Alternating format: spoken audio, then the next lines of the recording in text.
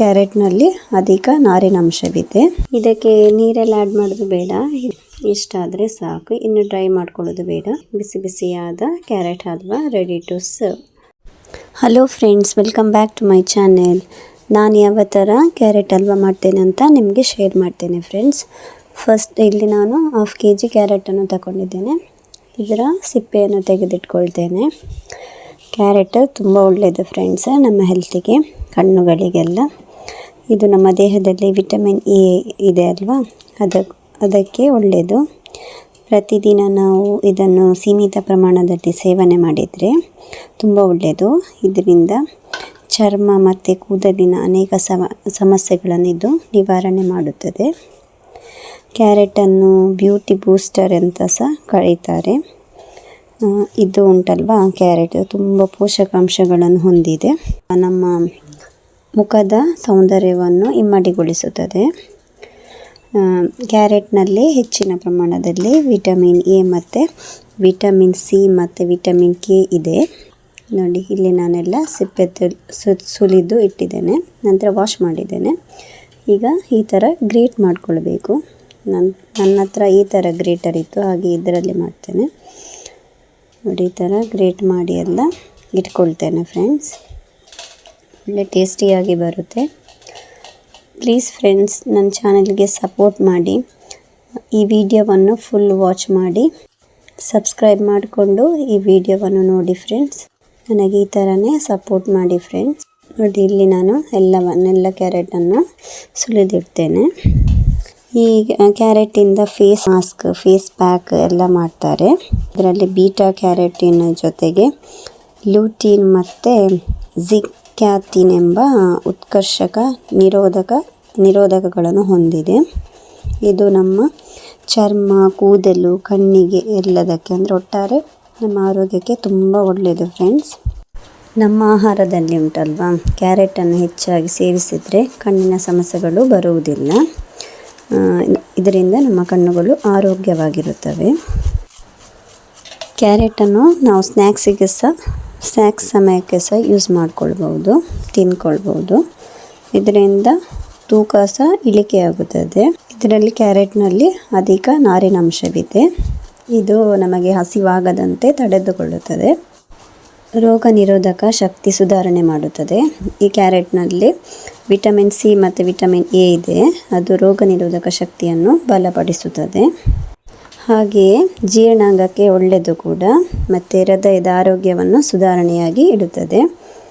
ಒಟ್ಟಾರೆ ಕ್ಯಾರೆಟ್ ತುಂಬ ಒಳ್ಳೆಯದು ನಮ್ಮ ದೇಹಕ್ಕೆ, ಮೂಳೆಗಳಿಗೆ ಎಲ್ಲ ತುಂಬ ಒಳ್ಳೆಯದು.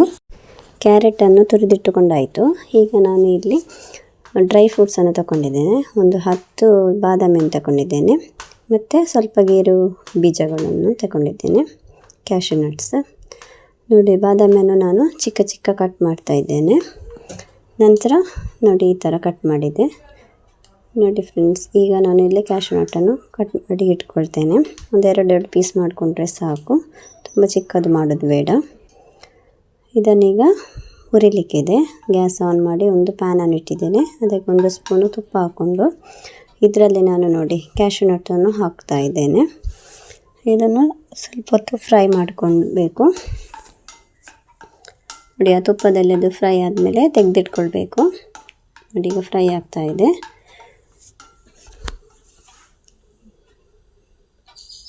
ಇದಕ್ಕೆ ಈಗ ನಾನು ಸ್ವಲ್ಪ ಒಣ ದ್ರಾಕ್ಷಿಯನ್ನು ಹಾಕ್ಕೊಳ್ತಾ ಇದ್ದೇನೆ. ಅದನ್ನು ಸಹ ಚೆನ್ನಾಗಿ ಅದರ ಜೊತೆ ಫ್ರೈ ಮಾಡಿಕೊಂಡು ತೆಗಿತೇನೆ. ಇದು ಡ್ರೈ ಫ್ರೂಟ್ಸ್ ಎಲ್ಲ ಒಳ್ಳೆಯದು ಫ್ರೆಂಡ್ಸ್, ಹೆಲ್ತಿಗೆಲ್ಲ, ಮಕ್ಕಳಿಗೆ ಸಹ ಕೊಡಬೇಕು. ನೋಡಿ, ಇಷ್ಟಾದರೆ ಸಾಕು. ಇದನ್ನೊಂದು ಪ್ಲೇಟಿಗೆ ತೆಗೆದಿಡ್ತೇನೆ ನಾನು. ಪುನಃ ಅದಕ್ಕೆ 1 ಸ್ಪೂನು ತುಪ್ಪವನ್ನು ಆ್ಯಡ್ ಮಾಡ್ತೇನೆ. ಅದರಲ್ಲಿ ತುರಿದಿಟ್ಟುಕೊಂಡ ಕ್ಯಾರೆಟನ್ನು ಹಾಕ್ತಾ ಇದ್ದೇನೆ. ಎಲ್ಲವನ್ನು ಹಾಕ್ಕೊಳ್ಬೇಕು. ಇದಕ್ಕೆ ನೀರೆಲ್ಲ ಆ್ಯಡ್ ಮಾಡೋದು ಬೇಡ ಫ್ರೆಂಡ್ಸ್. ಇದು ಸ್ವಲ್ಪ ಹೊತ್ತು ತುಪ್ಪದಲ್ಲಿ ಫ್ರೈ ಆಗಬೇಕು. ನೋಡಿ, ಈ ಥರ ಎಲ್ಲವನ್ನು ಹಾಕ್ಕೊಂಡು ಸ್ವಲ್ಪ ಹೊತ್ತು ಫ್ರೈ ಮಾಡ್ಕೊಳ್ತೇನೆ. ನೋಡಿ, ಈ ಥರ ಫ್ರೈ ಮಾಡ್ಕೊಳ್ಬೇಕು.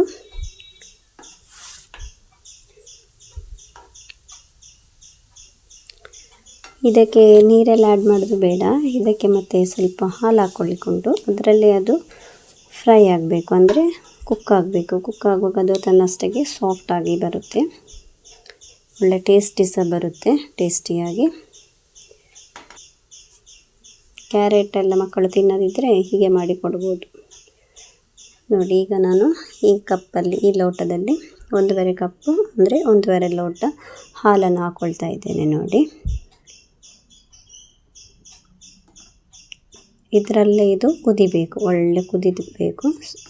ಗ್ಯಾಸನ್ನು ಮಾತ್ರ ಸ್ಲೋ ಇಡಬೇಕು. ನೋಡಿ, ಇದರಲ್ಲೇ ಇದು ಒಳ್ಳೆ ಕುಕ್ ಆಗ್ತದೆ. ನೋಡಿ, ಅದು ತನ್ನಷ್ಟಕ್ಕೆ ಡ್ರೈ ಆಗ್ತದೆ, ಹಾಲೆಲ್ಲ ಕ್ಯಾರೆಟೆಲ್ಲ ಅಬ್ಸರ್ವ್ ಮಾಡಿಕೊಳ್ತದೆ. ಕಡಿ ಮಿಕ್ಸ್ ಮಾಡ್ತಾ ಇರಬೇಕು. ನೋಡಿ, ಈ ಥರ ನೋಡಿ, ಈ ಥರ ನಾನು ಮಿಕ್ಸ್ ಮಾಡ್ತಾ ಇದ್ದೇನೆ.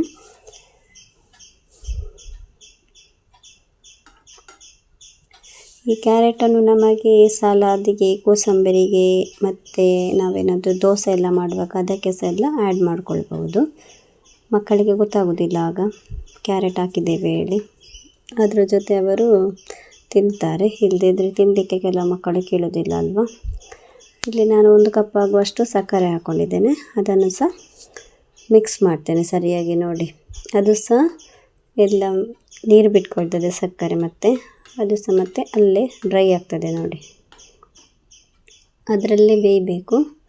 ತುಪ್ಪ, ಹಾಲು, ಕ್ಯಾರೆಟ್, ಸಕ್ಕರೆ ಎಲ್ಲ ಅದರ ಜೊತೆನೇ ಎಲ್ಲ ಹೊಂದ್ಕೊಳ್ತದೆ ಒಂದಕ್ಕೆ ಒಂದು. ನೋಡಿ, ಇಲ್ಲಿ ನಾನು ಸ್ವಲ್ಪ ಉಪ್ಪನ್ನು ಹಾಕ್ಕೊಂಡೆ.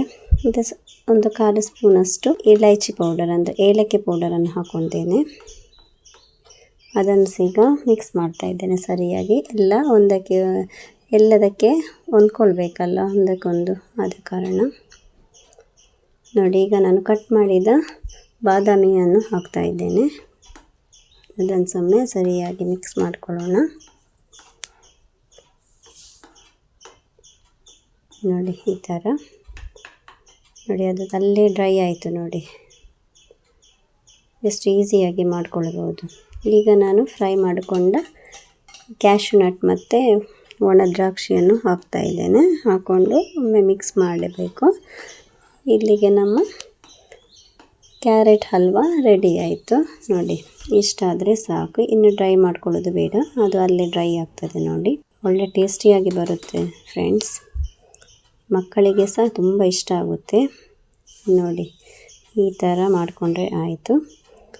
ಪ್ಲೀಸ್ ಫ್ರೆಂಡ್ಸ್, ನನ್ನ ಚಾನಲಿಗೆ ಸಪೋರ್ಟ್ ಮಾಡಿ. ಈ ರೆಸಿಪಿ ನಿಮಗೆ ಇಷ್ಟ ಆದರೆ ಲೈಕ್ ಮಾಡಿ, ಶೇರ್ ಮಾಡಿ, ಸಬ್ಸ್ಕ್ರೈಬ್ ಮಾಡಿಕೊಡಿ. ನನ್ನ ಚಾನಲಿಗೆ ಸಪೋರ್ಟ್ ಮಾಡಿ. ನೋಡಿ, ಬಿಸಿ ಬಿಸಿಯಾದ carrot halwa ready to serve. Thanks for watching. Bye.